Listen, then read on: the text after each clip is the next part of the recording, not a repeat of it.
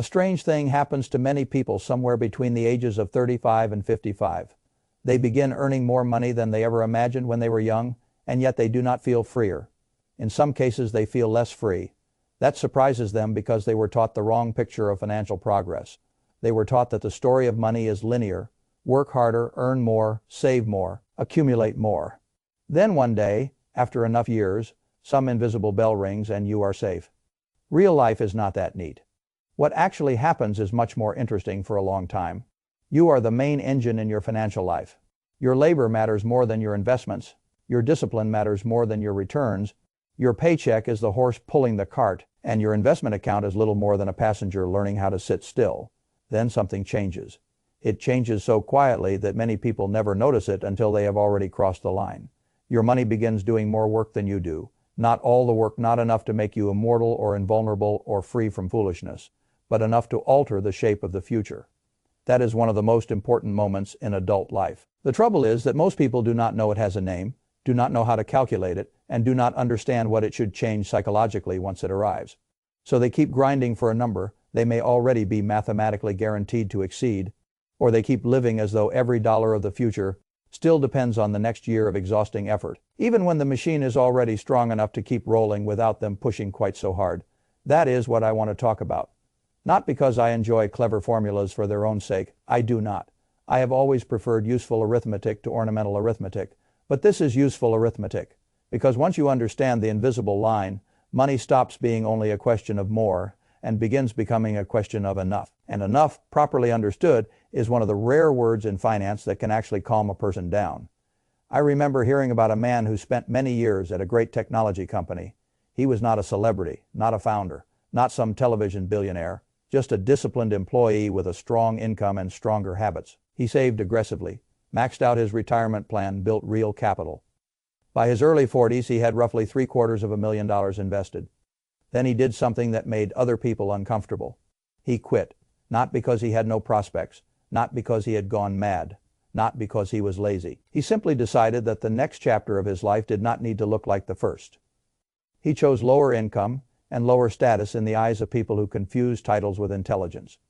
He took work that looked softer from the outside and much saner from the inside. The people around him assumed he had thrown away his future. They did not understand the arithmetic. His portfolio, left alone at a sensible long-term real return, could do a tremendous amount of work without another heroic contribution from him. He had already reached a point where compounding was no longer a decorative idea. It was an active labor force. Then there is the opposite example, which I find even more revealing. A high-earning professional in late middle age, magnificent salary, strong savings history, 7-day stress, a good amount already invested, still talking as though breathing itself must wait until one more number is reached, 2 million, then perhaps 3, then perhaps a little extra margin, because what if the market disappoints? What if inflation behaves badly? What if life is expensive? What if the house, the children, the parents, the taxes, the health care, the unknowns? So the man keeps going, not because he is moving toward freedom, but because he no longer knows how to tell the difference between prudence and captivity. The mathematics in some cases already say he is going to cross his original target without lifting another finger if he simply lets time do its work. And yet he remains psychologically in the old stage. The stage where every dollar of tomorrow depends on another year of his body and his nerves being fed into the machine. That is tragic. Not because work is tragic. Work can be beautiful. Work can be noble. Useful labor has built most of what is worth admiring in civilization. The tragedy is unconsciousness. The tragedy is not knowing when the machine has become strong enough that the conversation should change. This is what I want ordinary people to understand. The wealth journey has two engines. For a long time, the first engine matters almost entirely. That engine is you. Your savings rate, your contribution, your habit, your ability to not spend everything that. If you are poor at that stage, if you save nothing, if you build no structure, then compounding has nothing meaningful to work with. People love to talk about returns because returns feel magical. But early in life, the magic is overrated. What matters is muscle. How much of your income are you converting into ownership? How much of your life is being sent forward rather than eaten immediately in the present? That is, and in a way that feels almost insulting at first because it takes so long, the second engine begins to wake up. That engine is compounding. Not the poetic version of compounding people pinned to social media, the mechanical version, capital producing return, then return producing more capital, then the larger base producing larger return. At $10,000, the second engine is beginning to whisper. At $100,000, it becomes noticeable. At $300,000 or $500,000, depending on the savings rate and the return profile, the second engine becomes strong enough that your annual portfolio growth can equal or exceed your annual new contributions. That moment changes everything. If you know enough to notice it, I like to call that moment the crossover point. People use all sorts of language around money. Some of it is helpful. Much of it is designed mainly to sell things. This term is useful because it describes a real shift. Before the crossover point, you are doing most of the lifting. After the crossover point, your capital begins doing more of the visible work than your new savings. This matters not because it makes you rich instantly. It matters because it changes the relationship between labor and future wealth. The world usually teaches the relationship backwards. It teaches that if you want more wealth, you must keep increasing labor indefinitely. That is not always so. At some point, the portfolio starts becoming the stronger horse. Now, let me explain this without theater. Suppose a person is investing $20,000 a year. That is a serious amount for an ordinary household. Not universal, not easy for everyone, but serious. Now assume a long-term real return of 7%. Some years will be worse, some better. Fine over long stretches. That figure is useful enough for illustration. At $100,000 invested, 7% gives you $7,000 in a year. That is nice. Your $20,000 contribution still matters far more. At $300,000, 7% gives you $21,000. Now something interesting has happened. The portfolio is producing roughly what you contribute. The second engine is no longer decorative. It is strong enough to stand next to your labor rather than behind it. At $500,000, 7% gives you $35,000. Now the portfolio is doing more than you are. That is not just a number, that is a shift in power. At $1 million, 7% gives you $70,000. Now the portfolio is not merely helping, it is carrying a great deal of the story. This is why I have always told people that the first few $100,000 matter so much, not because round numbers are holy, because the nature of the game changes below that level. Savings behavior dominates. Above that level, the base begins exerting its own force. That force is what people mean when they talk about money working for you, instead of you always working for the money. Now, I want to be careful here because people hear something like this and immediately begin misunderstanding it. They think the crossover point means they are done. Not necessarily. It means the machine has become meaningful.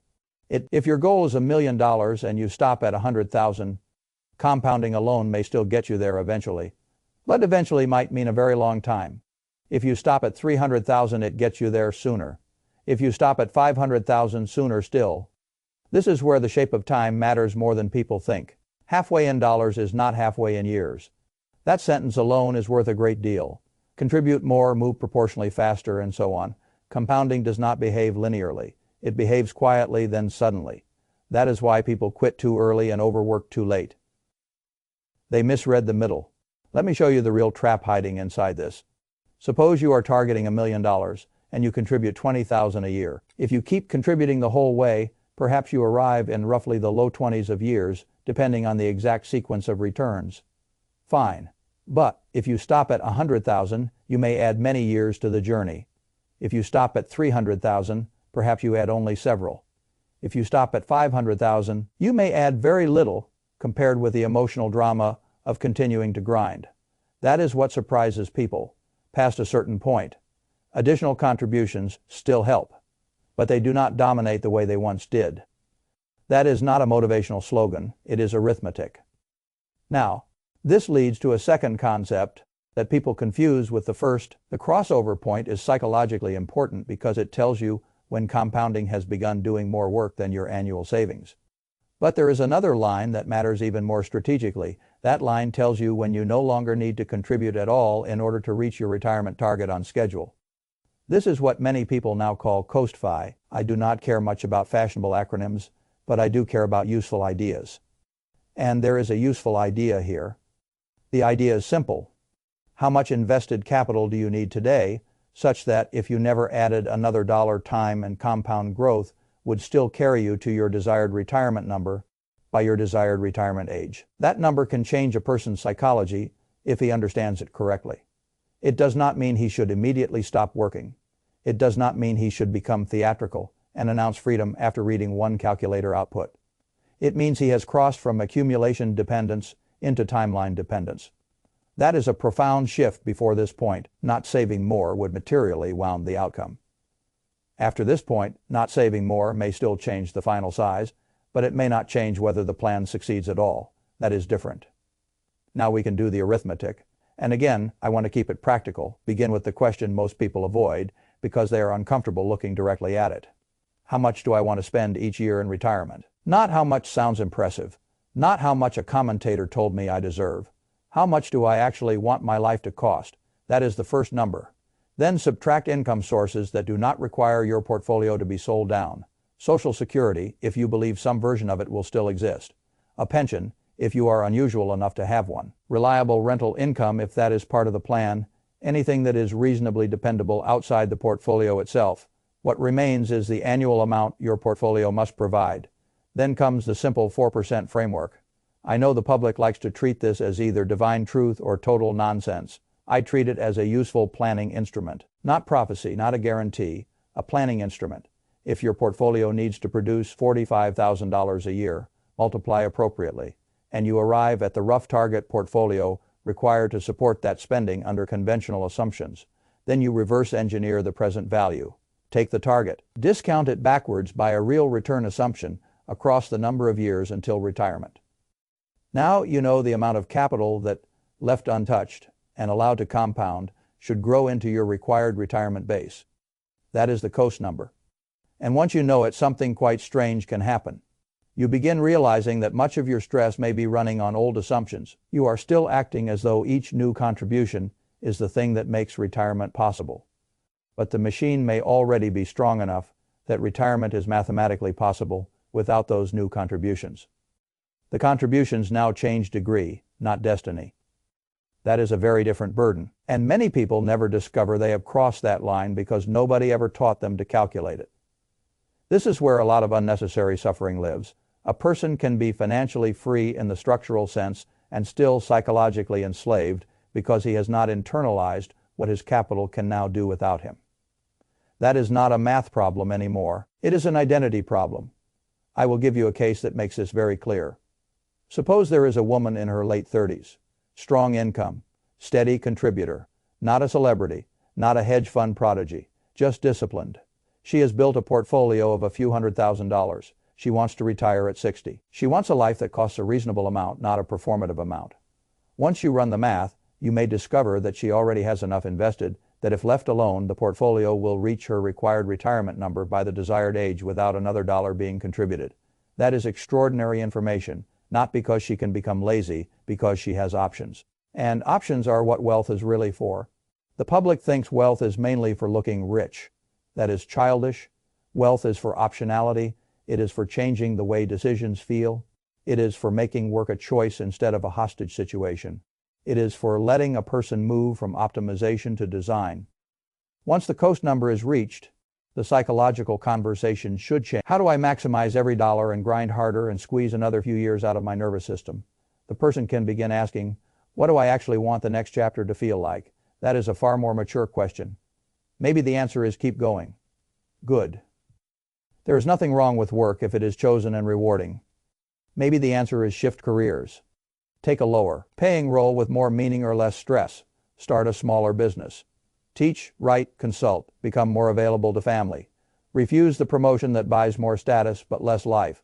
All of these become easier to consider once the machine is strong enough to run without fresh fuel from panic. That is why this line matters. Now I want to warn you about the trap that appears precisely when this discovery should feel liberating. I have seen it enough that I no longer treat it as unusual. A person reaches or passes his coast number and then continues living as though nothing has changed, not because he loves the game, but because he is too conditioned to know what else to do. He says one more year, then another, and during those years, something sneaky happens. Lifestyle inflates. The nicer house becomes reasonable. The nicer travel becomes standard. The car improves. The dining grows richer. The child expectations grow. The monthly burn rises. And as the burn rises, the retirement target rises too. Now the coast number moves away from him like a mirage. He has more money and less freedom. This is one of the great private tragedies of midlife. The person thinks he is being careful. In reality, he is spending away his optionality. I do not say this to romanticize poverty or simplicity. I like comfort as much as the next sensible man. I like good things.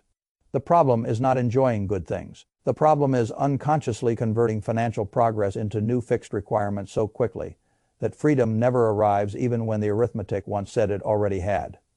A person can earn $300,000 and remain trapped. Another can earn $100,000 and become structurally free. The difference is not always talent. It is design. That is why understanding the crossover point and the coast number is not mainly about retirement.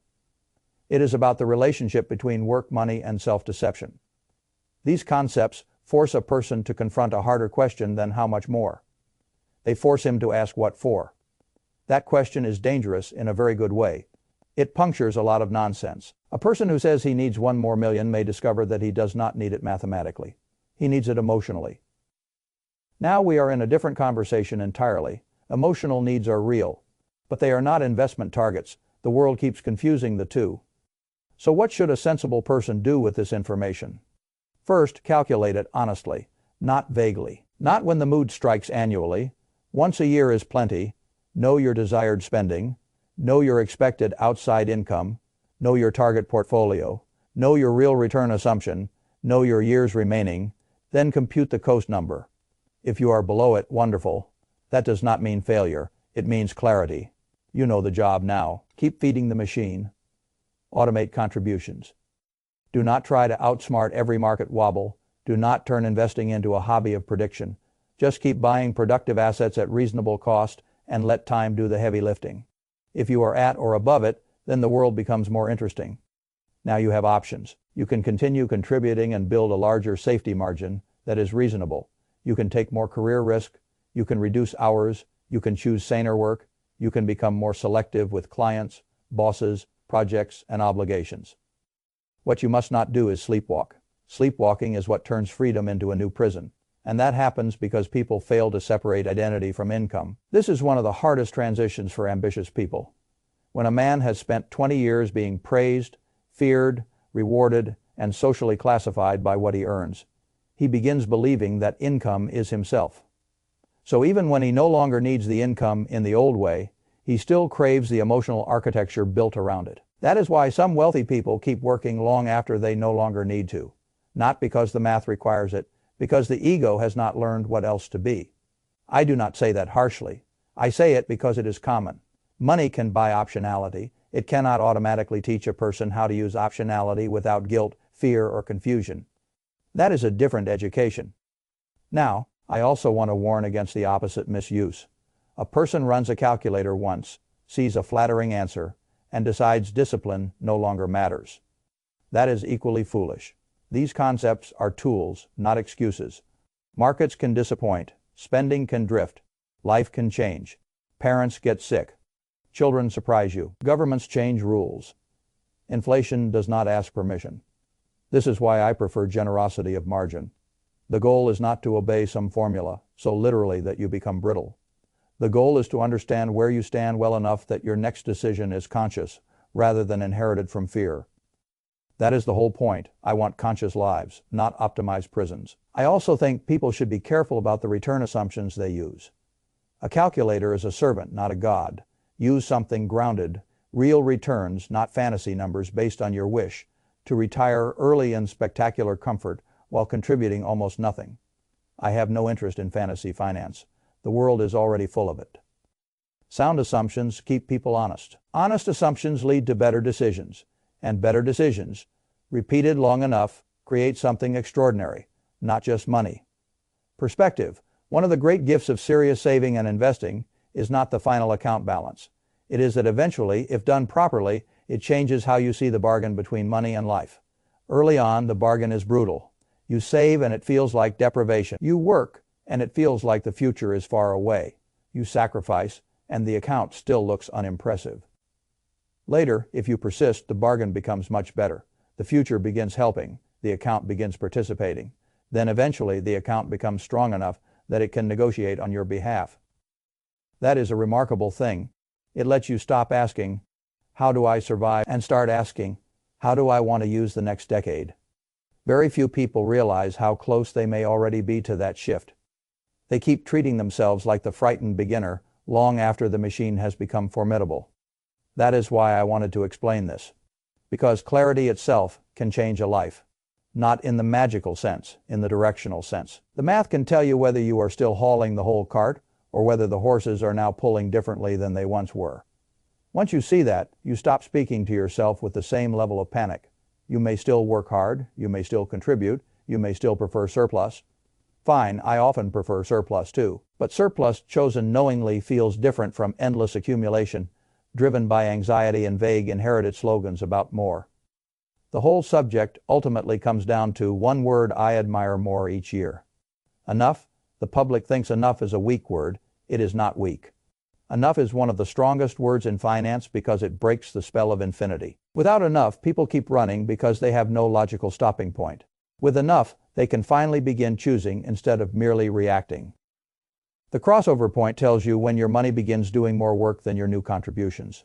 The coast number tells you when your retirement is no longer dependent on further contributions at all. Both matter because both change the emotional meaning of labor. Risk, patience, and time. I do not think everyone should immediately stop working once these lines are crossed. That would be cartoonish. I do think everyone should know where the lines are. Not knowing is like driving all night with no dashboard. The engine may be fine, the road may be open, but you are still moving through the dark without information that could change the whole experience. And once you know, then the question becomes the only one worth. If the answer is more margin, good. If the answer is more time, good. If the answer is more freedom to choose better work, good. If the answer is simply a calmer nervous system and less desperation, that is more than good. That is already a major victory. So if I were speaking to the man who keeps grinding for a target, the math has already largely guaranteed, or the woman who thinks she is still years away from breathing, when in fact her money has begun doing a great deal of breathing for her already. I would say this: know the line, calculate it honestly, respect what it means, then make a conscious decision. Do not drift into more, just because more is the only language your environment speaks. Let the math tell the truth, then decide what kind of life deserves the machine you have built. That is the real edge. Not one more hot stock, not one more optimization trick. Knowing when the future has become strong enough that you can stop negotiating with fear and start designing on purpose. That is a rare and beautiful kind of wealth.